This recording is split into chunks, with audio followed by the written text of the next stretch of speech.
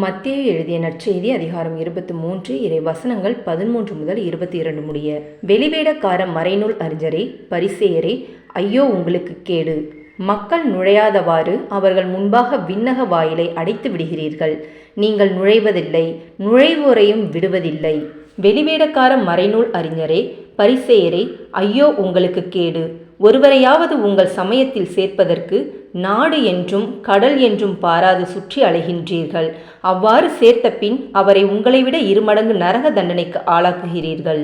குருட்டு வழிகாட்டிகளே, ஐயோ உங்களுக்கு கேடு! யாராவது திருக்கோவிலின் மீது ஆணையிட்டால் ஒன்றுமில்லை. ஆனால் அவர் கோவிலின் பொன் மீது ஆணையிட்டால் அதை நிறைவேற்ற கடமைப்பட்டவர் என்கிறீர்கள். குருட்டு மடையரே, எது சிறந்தது? பொன்னா, பொன்னை தூயதாக்கும் திருக்கோவிலா? யாராவது பலிபீடத்தின் மீது ஆணையிட்டால் ஒன்றுமில்லை.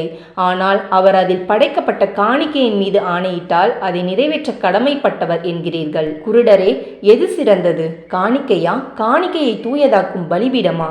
எனவே பலிபீடத்தின் மீது ஆணையிடுகிறவர் அதன் மீதும் அதன் மேலுள்ள அனைத்தின் மீதும் ஆணையிடுகிறார். திருக்கோவிலின் மீது ஆணையிடுகிறவர் அதன் மீதும் அதில் குடிக்கொண்டிருக்கிறவர் மீதும் ஆணையிடுகிறார். வானத்தின் மீது ஆணையிடுகிறவர் கடவுளின் அரியணை மீதும் அதில் வீற்றிருக்கிற கடவுள் மீதும் ஆணையிடுகிறார். இது கிறிஸ்துவின் நற்செய்தி. கிறிஸ்துவே உமக்கு புகழ்.